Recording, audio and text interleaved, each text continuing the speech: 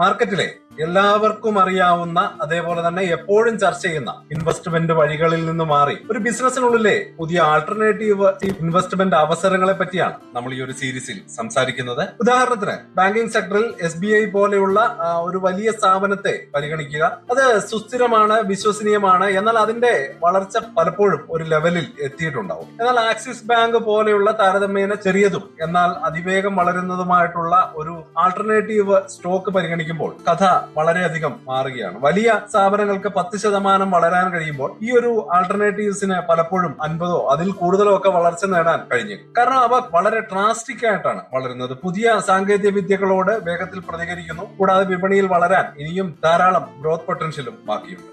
ഇത്തരം ആൾട്ടർനേറ്റീവ് നിക്ഷേപങ്ങൾ കണ്ടെത്തുന്നത് ഉയർന്ന റിട്ടേൺ നൽകാൻ സാധ്യത കൂടുതലായിട്ടുണ്ട്. കാരണം ഇന്നത്തെ ചെറിയ കമ്പനികളാണ് നാളത്തെ ഭീമൻ കമ്പനികളായിട്ട് വളരും. അത്തരത്തിലുള്ള 5 സെക്ടറുകളെ പറ്റിയാണ് നമ്മൾ ഈ വീഡിയോ സീരീസിൽ പഠന വിധേയമാക്കുന്നത്. അതിൽ ഇന്ന് അതുപോലെ വളരെ വലിയ മാറ്റങ്ങൾ കൊണ്ടുവന്നിരിക്കുന്ന ഒരു സെക്ടറിനെ പറ്റിയാണ് നമ്മൾ മനസ്സിലാക്കുന്നത്. ഇന്ത്യയുടെ എനർജി സെക്ടർ, ഇന്ത്യയുടെ ഇൻഫ്രാസ്ട്രക്ചർ അല്ലെങ്കിൽ ഇൻവെസ്റ്റ്മെന്റ് ഓപ്പർച്യൂണിറ്റിയെ പറ്റി ആലോചിക്കുമ്പോൾ നമ്മുടെ മനസ്സിലേക്കൊക്കെ ഓടി വരുന്നത് ഒരു വമ്പൻ കുതിച്ചു ചാട്ടം തന്നെയായിരിക്കും. കോടിക്കണക്കിന് ആളുകളെ ഒരു വലിയ പുതിയ പുരോഗതിയുടെ കാലഘട്ടത്തിലേക്ക് കൊണ്ടുവരുന്ന വളരെ വൈബ്രന്റ് ആയിട്ടും വളർന്നുകൊണ്ടിരിക്കുന്ന ഒരു എക്കണോമി. എന്നാൽ ഈ വളർച്ചയ്ക്കെല്ലാം ഒരു എനർജി അത്യാവശ്യമാണ്. പതിറ്റാണ്ടുകളായിട്ട് ആ ആവശ്യത്തിനുള്ള ഉത്തരം വളരെ സിമ്പിളും റിലയബിളും എന്നാൽ പൊല്യൂഷൻ നിറഞ്ഞതുമായിട്ടുള്ള ഒരു മേഖലയിൽ തന്നെ കുടുങ്ങിക്കിടക്കുകയായിരുന്നു, അതായത് കൽക്കരി.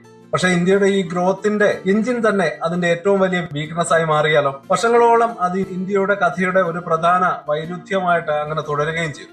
കഴിഞ്ഞ ഒരു ദശാബ്ദത്തിനുള്ളിൽ ഒരു നിശബ്ദ വിപ്ലവം ഇവിടെ പതുക്കെ നടന്നു തുടങ്ങുകയായിരുന്നു. രാജ്യത്തിന്റെ മുഴുവൻ എനർജി മാപ്പും മാറ്റിവരയ്ക്കുന്ന അത്രയും വലിയൊരു മാറ്റം. ഇന്ത്യയുടെ സോളാർ കപ്പാസിറ്റി വെറുതെ വളരുകയായിരുന്നില്ല, അത് 53 മടങ്ങിൽ കൂടുതൽ കുതിച്ചുയർന്നു. 2026 തുടക്കത്തിൽ ഒരു ചരിത്ര നിമിഷത്തിൽ രാജ്യത്തിന്റെ നോൺ ഫോസിൽ ഫ്യൂവൽ സോഴ്സുകളിൽ നിന്നുള്ള മൊത്തം ഇൻസ്റ്റാൾഡ് കപ്പാസിറ്റി ആദ്യമായിട്ട് ഫോസിൽ ഫ്യൂവലിനെ മറികടന്നു. പക്ഷെ തീർച്ചയായിട്ടും ഇതൊരു കഥയുടെ അവസാനമല്ല, തുടക്കം മാത്രമാണ്. യഥാർത്ഥ കുതിച്ചുചാട്ടവും യഥാർത്ഥ ഇൻവെസ്റ്റ്മെന്റും ഇന്ന് നമ്മൾ കാണുന്ന സോളാർ പാനലുകൾക്കും അല്ലെങ്കിൽ കാറ്റാടി യന്ത്രങ്ങൾക്കും അപ്പുറത്തേക്ക് നെക്സ്റ്റ് ജനറേഷൻ ഫ്യൂവൽ ടെക്നോളജികളിലേക്കാണ് നീങ്ങുന്നത്. അതിന് ഇന്ത്യയെ മാത്രമല്ല ഒരുപക്ഷെ ലോകത്തെ മുഴുവൻ പവർ ചെയ്യാൻ കഴിഞ്ഞേക്കും. അത്തരത്തിലുള്ള ഒരു ഡീറ്റെയിൽഡ് അനാലിസിസിലേക്ക് കടക്കാം. Welcome to the eye opener video of Dhanam smart savings and investment solutions. അപ്പോൾ ഈ റെവല്യൂഷന്റെ വലിപ്പം ശരിക്കും മനസ്സിലാക്കണമെങ്കിൽ അത് പരിഹരിക്കുന്ന പ്രശ്നം നമ്മൾ കൃത്യമായിട്ട് മനസ്സിലാക്കിയിരിക്കണം. ലോകത്തിലെ വലിയ 3ാമത്തെ വൈദ്യുതി ഉപഭോക്താവാണ് ഇന്ത്യ. ഈ ആവശ്യം 2050 ആകുമ്പോഴേക്കും ഇരട്ടിയാകും എന്നാണ് കണക്കാക്കപ്പെടുന്നത്. തലമുറകളായിട്ട്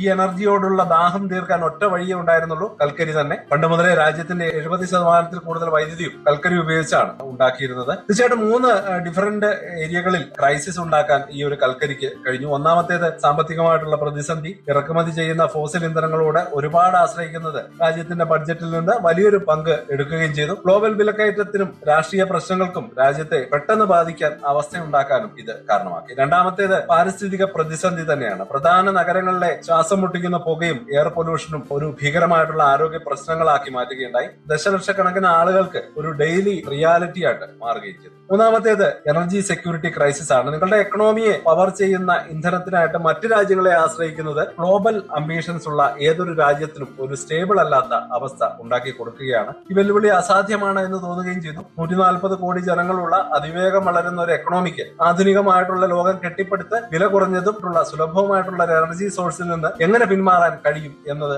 ഒരു $1 ബില്യൺ ക്വസ്റ്റ്യൻ തന്നെയാണ്. ഒരുപാട് കാലം അതിന് കഴിയില്ല എന്നതായിരുന്നു കൃത്യമായിട്ടുള്ള ഉത്തരം. റിന്യൂവബിൾ എനർജി സോഴ്സിന്റെ ചിലവേറിയതും ആശ്രയിക്കാൻ പറ്റാത്തതും പണക്കാരായ രാജ്യങ്ങളുടെ ഒരു ലക്ഷറി ആയിട്ടുമാണ് ഇതിനെ കണ്ടിരുന്നത്. എന്നാൽ പിന്നീട് കണക്കുകൾ പതിയെ മാറാൻ തുടങ്ങി. ഇന്ത്യ ആ അവസരം മുതലെടുത്ത് ഫുൾ പവറിൽ മുന്നോട്ട് നീങ്ങുകയാണ്. വളരെ സിമ്പിളും എന്നാൽ വളരെ സ്ട്രോങ്ങുമായിട്ടുള്ള ഒരു ലക്ഷ്യത്തോടെയാണ് ഈ ഒരു മാറ്റം തുടങ്ങിയത്. 2010 സർക്കാർ നാഷണൽ സോളാർ മിഷൻ ലോഞ്ച് ചെയ്തു. പിന്നീട് സംഭവിച്ചത് ലോകം കണ്ട ഏറ്റവും വേഗതയേറിയ എനർജി ട്രാൻസിഷനുകളിൽ ഒന്നാണ്. കഴിഞ്ഞ ഒരു ദശാബ്ദത്തിനുള്ളിൽ ഇന്ത്യയുടെ സോളാർ കപ്പാസിറ്റി 2014 2.82 ജിഗാവാട്ടിൽ നിന്ന് 2026 മാർച്ചോടെ 150.26 ജിഗാവാട്ടായിട്ട് വർദ്ധിച്ചു. ഇത് 53 മടങ്ങിൽ കൂടുതലുള്ള ഒരു വർധനമാണ്. അതേസമയം സോളാർ സോളാർ പവറിന്റെ വില ഏകദേശം 80% കുറഞ്ഞു. ഇത് പലയിടത്തും പുതിയ കൽക്കരി പ്ലാന്റുകളെക്കാൾ ലാഭകരമായിട്ട് ഉണ്ടാക്കാനും കഴിയും. അതൊരു ചെറിയ മാറ്റമായിരുന്നില്ല, ഇതൊരു ഗ്രീൻ എനർജിയുടെ സുനാമി തന്നെ കൊണ്ടുവന്നു എന്ന് വേണം കരുതാൻ. ഈ ഒരു അവിശ്വസനീയമായിട്ടുള്ള വളർച്ച ചരിത്രപരമായിട്ടുള്ള നാഴികക്കല്ലിലേക്കാണ് നയിച്ചത്. 2025 ജൂണിൽ നോൺ ഫോസിൽ ഫ്യൂൽ സോഴ്സുകളിൽ നിന്ന് 50% ഇൻസ്റ്റാൾഡ് ഇലക്ട്രിസിറ്റി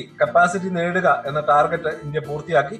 ലക്ഷ്യം വെച്ചതിനും 5 വർഷം മുമ്പ് അത് അച്ചീവ് ചെയ്യുകയും ചെയ്തു. 2026 തുടക്കത്തിൽ ഇന്ത്യയുടെ മൊത്തം കപ്പാസിറ്റിയുടെ 52% കൂടുതലും നോൺ ഫോസിൽ സോഴ്സിൽ നിന്നാണ് വരുന്നത്. ഇത് ഔദ്യോഗികമായിട്ട് ഫോസിൽ ഇന്ധനങ്ങളെ മറികടന്ന് മുന്നോട്ട് പോകുന്നതിന്റെ ഒരു വെളിച്ചം കാണിച്ചു തരികയും ചെയ്തു. 2025-26 സാമ്പത്തിക വർഷത്തിൽ മാത്രം 44.61 ജിഗാവാട്ട് സോളാർ കപ്പാസിറ്റിയാണ് കൂട്ടിച്ചേർത്തത്. ഇത് ഒരു വർഷത്തെ എക്കാലത്തെയും ഉയർന്ന റെക്കോർഡാണ്. ഇന്ത്യയുടെ ഈ ഒരു ഗ്രീൻ റവല്യൂഷനെ കുറിച്ചിട്ടുള്ള അനാലിസിസ് നിങ്ങൾക്ക് ഇൻട്രസ്റ്റിംഗും ഇൻഫോർമേറ്റീവുമായിട്ട് മാറുന്നുണ്ടെങ്കിൽ തീർച്ചയായിട്ടും ഈ ഒരു ചാനൽ സബ്സ്ക്രൈബ് ചെയ്യാൻ മറക്കരുത്. അതുപോലെ തന്നെ ആ നോട്ടിഫിക്കേഷൻ ബെൽ കൂടി ഒന്ന് അമർത്തി വെച്ചേക്കണം. ലോകമെമ്പാടും നടക്കുന്ന ഏറ്റവും വലിയ സാമ്പത്തിക ടെക്നോളജിക്കൽ മാറ്റങ്ങളെ കുറിച്ച് ഞങ്ങളുടെ പല വീഡിയോകളിലായിട്ട് നിങ്ങൾക്ക് മനസ്സിലാക്കാൻ കഴിയും. ഇനി ഈ ഒരു സൗരോർജ്ജത്തിനും കാറ്റിനും അപ്പുറം എന്താണ് ഭാവി? സോളാറിന്റെയും വിൻഡ് മില്ലുകളുടെയും എല്ലാം പരിമിതികൾ എന്തൊക്കെയാണ്? അവ എല്ലാ സമയത്തും ലഭ്യമല്ല എന്ന് തന്നെയാണ് ഒരു പ്രധാന പോരായ്മ. അതായത് സൂര്യൻ എപ്പോഴും പ്രകാശിക്കുകയോ അല്ലെങ്കിൽ കാറ്റ് എപ്പോഴും വീശുകയോ ചെയ്യുന്നില്ല. അതുകൊണ്ട് തന്നെ ഇന്ത്യയുടെ റിന്യൂവബിൾ എനർജി ശേഷി 50% മുകളിലാണെങ്കിലും യഥാർത്ഥ വൈദ്യുതി ഉൽപാദനം ഇപ്പോഴും 24/7 ലഭ്യമാകുന്ന കൽക്കരിയെ ആശ്രയിച്ചിരിക്കുന്നു. ഈ ഒരു പ്രശ്നം പരിഹരിക്കുക എന്നത് ഒരു വലിയ ലക്ഷ്യമാണ്. ഗ്രീൻ ഹൈഡ്രജനും എനർജി സ്റ്റോറേജും ഇന്ത്യയുടെ ബൃഹത്തായിട്ടുള്ള ഒരു ഗ്രീൻ ഹൈഡ്രജൻ മിഷനിലേക്ക് എത്തിക്കുകയാണ്. ഭാവിയുടെ ഇന്ധനം എന്ന് വിശേഷിപ്പിക്കാവുന്ന ഗ്രീൻ ഹൈഡ്രജന്റെ നിർമ്മാണത്തിലും കയറ്റുമതിയിലും ലോക നേതാവാകാനുള്ള ഒരു വലിയ പദ്ധതിയാണ് ഈ ഒരു റിന്യൂവബിൾ എനർജി മേഖല കൈക്കൊള്ളുന്നത്. ഹെവി ഇൻഡസ്ട്രി, ഷിപ്പിംഗ് തുടങ്ങിയ മേഖലകൾക്ക് ഇതൊരു വലിയ മുതൽക്കൂട്ടാകും. ഇതിനോടൊപ്പം ബാറ്ററി സ്റ്റോറേജ്, പമ്പ്ഡ് ഹൈഡ്രോ തുടങ്ങിയ സാങ്കേതിക വിദ്യകളിലും വലിയ നിക്ഷേപം നടത്തി ഗ്രിഡിനെ സ്ഥിരപ്പെടുത്താനും റിന്യൂവബിൾ എനർജി 24/7 സൊല്യൂഷനാക്കി മാറ്റാനും ഇന്ത്യ ശ്രമിക്കുകയാണ്. ഇന്ത്യയുടെ ഊർജ്ജ ഭാവിയുടെ അടുത്ത ഘട്ടം ഈ ഒരു മേഖലയിൽ തന്നെ ഉറച്ചു നിൽക്കുന്നു എന്ന് വേണം കരുതാൻ. അപ്പൊ ഈ ഒരു വലിയ പരിവർത്തനം സ്വാഭാവികമായിട്ടും ഒരു ചോദ്യം ഉയർത്തുകയാണ്: എവിടെയാണ് യഥാർത്ഥ ആൾട്ടർനേറ്റീവ് നിക്ഷേപ അവസരങ്ങൾ ഇവിടെയുള്ളത്? അപ്പൊ കണ്ടെത്താനായിട്ട് ഈ മേഖലയിൽ ആധിപത്യം പുലർത്തുന്ന, അതുകൊണ്ട് തന്നെ നമ്മൾ ഈ സീരീസിൽ ഒഴിവാക്കാൻ ശ്രമിക്കുന്ന ചില ഭീമൻ കമ്പനികളെ ആദ്യം പരിചയപ്പെടാം. ഇവരുടെ പ്രവർത്തനം മനസ്സിലാക്കുന്നത് വിപണിയിലെ വിടവുകൾ കണ്ടെത്താൻ നമ്മളെ സഹായിക്കും. ഒന്നാമത് റിലയൻസ് ഇൻഡസ്ട്രീസ്. പരമ്പരാഗത ഊർജ്ജ മേഖലയിലെ ഭീമനാണ്. തങ്ങളുടെ ന്യൂ എനർജി ബിസിനസിലൂടെ ഗ്രീൻ എനർജിയുടെ മുഴുവൻ ശൃംഖലകളിലും വലിയ നിക്ഷേപം നടത്തുന്നുണ്ട്. പോളിസിലിക്കൺ സോളാർ സെല്ലുകൾ മുതൽ ഗ്രീൻ ഹൈഡ്രജൻ ഉള്ള ഇലക്ട്രോലൈസറുകൾ, ബാറ്ററി സ്റ്റോറേജ് വരെ ഇവയിൽ ഉൾപ്പെടുന്നുണ്ട്. 2035ഓടെ നെറ്റ് സീറോ കാർബൺ എന്ന ലക്ഷ്യം നേടാനായിട്ട് ജാംനഗറിലെ ലോകത്തിലെ ഏറ്റവും വലിയ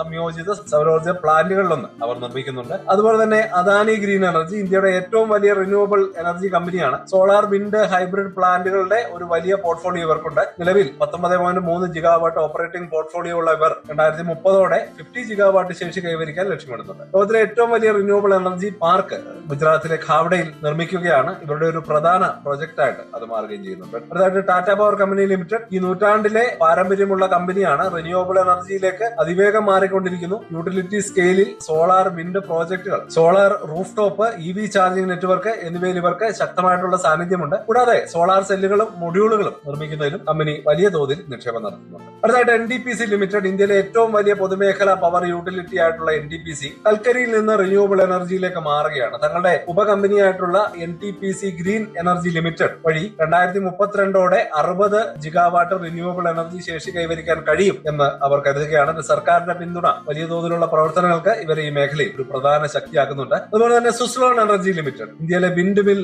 ഊർജ്ജ രംഗത്തെ ഒരു പ്രധാന കമ്പനിയാണ് സുസ്ലോൺ. വിൻഡ് ടർബൈൻ നിർമ്മാണത്തിലാണ് ഇവരുടെ ഒരു ഫോക്കസ്. സാമ്പത്തികമായിട്ട് ബുദ്ധിമുട്ടുകൾ നേരിട്ട ഒരു വർഷങ്ങൾക്ക് ശേഷം റിന്യൂവബിൾ എനർജിക്ക് ലഭിക്കുന്ന പുതിയ ഊന്നലിൽ കമ്പനി ശക്തമായിട്ടുള്ള തിരിച്ചുവരവ് നടത്തുകയാണ്. അപ്പോൾ ഇവരാണ് ഇന്ത്യയുടെ ഹരിത ഊർജ്ജ മേഖലയിലെ അധികായന്മാർ. ഇവരുടെ പ്രവർത്തനങ്ങളുടെ വ്യാപ്തി വളരെ വലുതാണ്. അപ്പോൾ ഈ സ്റ്റോറിയിൽ വളരെ നിർണായകമായിട്ടുള്ള ഒരു സ്ഥാനം ഈ കമ്പനികൾക്കുണ്ട്. എന്നിരുന്നാലും ഒരു ബദൽ അവസരം തേടുന്ന നിക്ഷേപകനെ സംബന്ധിച്ചിടത്തോളം യഥാർത്ഥ കഥ ഒരുപക്ഷെ ഈ ഭീമന്മാർക്ക് ആവശ്യമായ ഘടകങ്ങൾ നൽകുന്ന കമ്പനികളിലോ അല്ലെങ്കിൽ ഇപ്പോൾ മാത്രം ഉയർന്നു വരുന്ന പുതിയ സാങ്കേതിക വിദ്യകളിൽ പ്രവർത്തിക്കുന്ന സ്ഥാപനങ്ങളിലോ ആയിരിക്കാം. അതാണ് നമ്മൾ ഈ സീരീസിന്റെ അടുത്ത ഭാഗത്ത് കണ്ടെത്താൻ ശ്രമിക്കുന്നത്. എല്ലാ ദിവസവും വാർത്തകളിൽ ഇടം പിടിക്കാത്ത കമ്പനികളെ കുറിച്ച് നമ്മൾ കൂടുതൽ ആഴത്തിൽ പഠിക്കും. അതിനാൽ ഈ നേതാക്കന്മാരെ അറിയേണ്ടത് വളരെ പ്രധാനപ്പെട്ടതാണെങ്കിലും യഥാർത്ഥ ബദൽ നിക്ഷേപങ്ങൾക്കായിട്ടുള്ള നമ്മുടെ തിരച്ചിൽ ഇവിടെ ആരംഭിക്കുന്നു. ഓർക്കുക, ഏതൊരു നിക്ഷേപത്തിനും അതിന്റേതായിട്ടുള്ള റിസ്കുകളുണ്ട്. സ്വന്തമായിട്ടുള്ള പഠനം കൃത്യമായി നിങ്ങളെ സപ്പോർട്ട് ചെയ്യുന്നതാണ്. അപ്പോൾ ഇനി നമുക്കൊരു കൺക്ലൂഷനിലേക്ക് കടക്കാം. ഇന്ത്യയുടെ ഗ്രീൻ എനർജി കഥ പലപ്പോഴും സോളാർ പാനലുകളുടെയും കാറ്റാടി യന്ത്രങ്ങളുടെയും കണ്ണിലൂടെയാണ് പറയാറ്. ആ ഒരു 50 മടങ്ങ് വർധനവ് ഒരു വലിയ വലിയ നേട്ടം തന്നെയാണ്. അത് ശരിക്കും ഒരു ആമുഖം മാത്രമാണ് എന്നാണ് പറയാൻ ഞാൻ ആഗ്രഹിക്കുന്നത്. ഞെട്ടിക്കുന്ന വേഗതയിൽ റിന്യൂവബിൾ എനർജി സോഴ്സ് ഉണ്ടാക്കാൻ ഇന്ത്യക്ക് കഴിയും എന്ന് തെളിയിച്ചു കഴിഞ്ഞു. അടുത്ത ഘട്ടം എനർജിയുടെ ഭാവിയെ തന്നെ ഡിഫൈൻ ചെയ്യുന്ന ടെക്നോളജികളിൽ വൈദഗ്ധ്യം നേടുന്നതിലാണ്. Green hydrogen, advanced grid storage, clean energy കമ്പോണന്റുകളുടെ ഡൊമസ്റ്റിക് മാനുഫാക്ചറിംഗ് എന്നിവയിലേക്ക് അതിവേഗം നീങ്ങുന്നതിലൂടെ ഇന്ത്യ സ്വന്തം എനർജി പ്രശ്നങ്ങൾക്ക് പരിഹാരം കാണുകയാണ്. അതേപോലെ തന്നെ ക്ലീൻ എനർജി റവല്യൂഷന്റെ അടുത്ത ഘട്ടത്തിലേക്കുള്ള ഒരു ഗ്ലോബൽ ഹബ്ബായിട്ട് സ്വയം മാറാനും ഇന്ത്യക്ക് കഴിഞ്ഞേക്കും. കഴിഞ്ഞ 10 വർഷം നമ്മൾ കണ്ട റവല്യൂഷൻ മറ്റുള്ളവരുടെ ഒപ്പം എത്താനായിരുന്നു. എന്നാൽ ഇനി തുടങ്ങുന്ന റവല്യൂഷൻ അത് മുന്നിൽ നിന്ന് നയിക്കുന്നതിനെ കുറിച്ചാണ്. ഇറക്കുമതി ചെയ്യുന്ന കൽക്കരിയെ ആശ്രയിക്കുന്ന ഒരു രാജ്യത്ത് നിന്ന് ക്ലീൻ ഫ്യൂൽ കയറ്റുമതി ചെയ്യാൻ സാധ്യതയുള്ള ഒരു രാജ്യത്തിലേക്കുള്ള യാത്രയാണ് ഇനി. ഇന്ത്യയുടെ അവിശ്വസനീയമായിട്ടുള്ള ട്രാൻസ്ഫോർമേഷൻ സ്റ്റോറിയിലെ അടുത്ത അധ്യായവുമായിട്ട് അടുത്ത വീഡിയോയിൽ കാണാം. അതുവരേക്കും ഹാപ്പി ഇൻവെസ്റ്റിംഗ്. സ്റ്റോക്ക് മാർക്കറ്റിലെ ന്യൂസുകളെയും അതുപോലെ തന്നെ അപ്ഡേറ്റുകളെയും ഉൾക്കൊള്ളിച്ചുകൊണ്ടുള്ള ഒരു ഫേസ്ബുക്ക് ഗ്രൂപ്പ് നമുക്കുണ്ട്. ആ ഒരു ഗ്രൂപ്പിന്റെ ലിങ്ക് ഈ വീഡിയോയുടെ ഡിസ്ക്രിപ്ഷനിൽ കൊടുക്കുന്നുണ്ട്. താല്പര്യമുള്ളവർക്ക് ആ ലിങ്കിൽ ക്ലിക്ക് ചെയ്തുകൊണ്ട് ഗ്രൂപ്പിൽ ജോയിൻ ചെയ്യാം. ഏറ്റവും ലേറ്റസ്റ്റ് ആയിട്ടുള്ള ന്യൂസുകൾ നമ്മൾ അതിൽ അപ്ഡേറ്റ് ചെയ്യുന്നുണ്ട്. വളരെ ഇൻഫോർമേറ്റീവ് ആയിരിക്കും. അപ്പൊ ഇത്രയുമാണ് ഇന്നത്തെ വീഡിയോയിൽ ഉൾപ്പെടുത്തിയിരിക്കുന്നത്. പുതിയ ന്യൂസുകളുമായിട്ട് നാളെ വീണ്ടും വരാം. ബൈ.